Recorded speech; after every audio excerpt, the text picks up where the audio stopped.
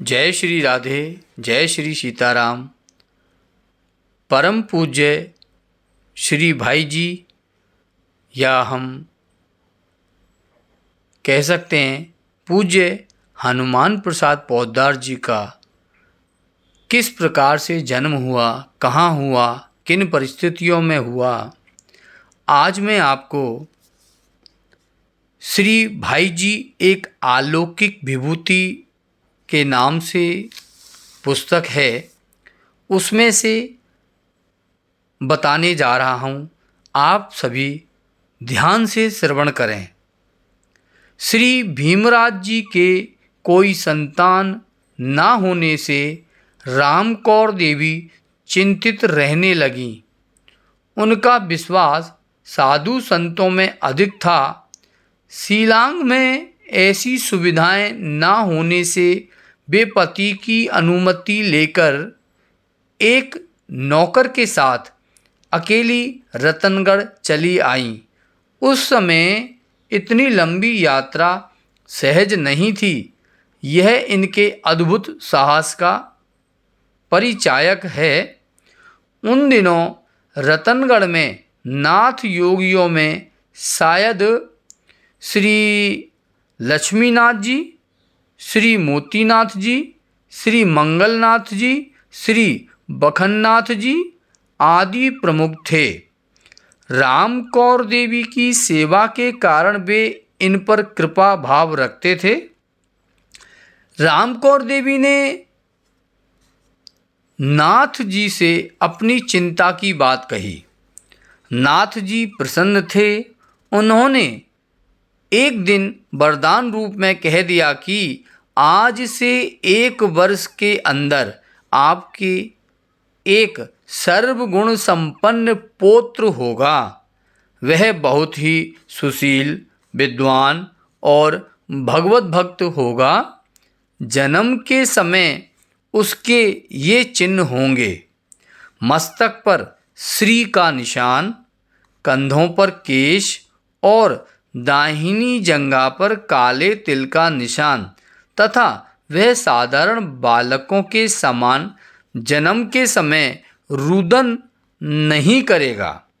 ऐसा भी सुना जाता है कि उन्होंने यह भी कहा कि हमारे साथ रहने वाले टूटिया महाराज जी ही आपके घर अवतरित होंगे।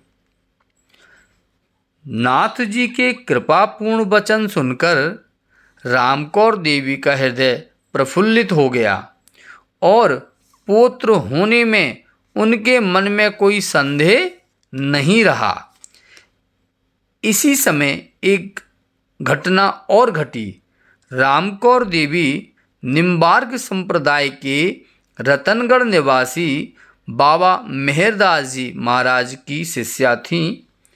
इनकी प्रेरणा से रामकौर देवी ने स्थानीय श्री लक्ष्मी नारायण मंदिर में विष्णु सहस्त्र नाम के 108 संपुट पाठ का आयोजन किया।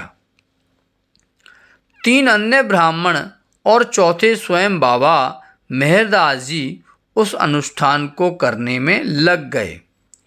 जिस दिन 108 संपुट संपूर्ण हुए, उस दिन दीपक में एक ही बार घी डाला गया था और दीपक अखंड जलता रहा। अनुष्ठान के विधिवत पूर्ण होते ही बाबा मेहरदास जी बोले, रामकौर, आज तुम्हारा मनोरथ सफल हो गया। यह अभिमंत्रित जल अपनी बहू रिखीबाई को पिला देना। निश्चय ही एक भगवत भक्त धर्मात्मा पौत्र की प्राप्ति होगी, जो तुम्हारे वंश की कीर्ति को उज्जवल करेगा। उसका नाम हनुमान जी के नाम पर रखना। इस बात को सुनकर देवी राम कौर के तो हर्ष की सीमा ही नहीं रही। अब रतनगढ़ रहने की आवश्यकता नहीं थी, अतः वे शीघ्र शिलांग चली गईं। शिलांग पहुंचने के कुछ समय बाद रामकौर देवी को रिखीबाई के गर्भवती होने का पता लगा तो उनके आनंद की सीमा नहीं रही। परम अभिलषित वस्तु की प्रतीक्षा में हृदय की क्या अवस्था होती है, यह किसी से सुनकर समझा नहीं जा सकता है। पल पल पर विद्म की आशंका से मन कैसे चंचल हो उठता है, यह तो सर्वथा भुक्तभोगी ही जानता है। आखिर वह परम पुण्य में क्षण उपस्थित हुआ। अश्विन कृष्ण 12 विक्रम संवत 1949 दिनांक 17 सितंबर सन 1892 को रिखीबाई ने पुत्र रत्न प्राप्त किया। यह सुयोग हनुमान जी के दिन शनिवार को संगठित हुआ। सभी को देखकर बड़ा आश्चर्य हुआ कि रतनगढ़ के महात्मा ने जन्म के समय जिन चिन्हों के होने की बात कही थी, वे सभी नवजात शिशु के शरीर पर विद्यमान थे।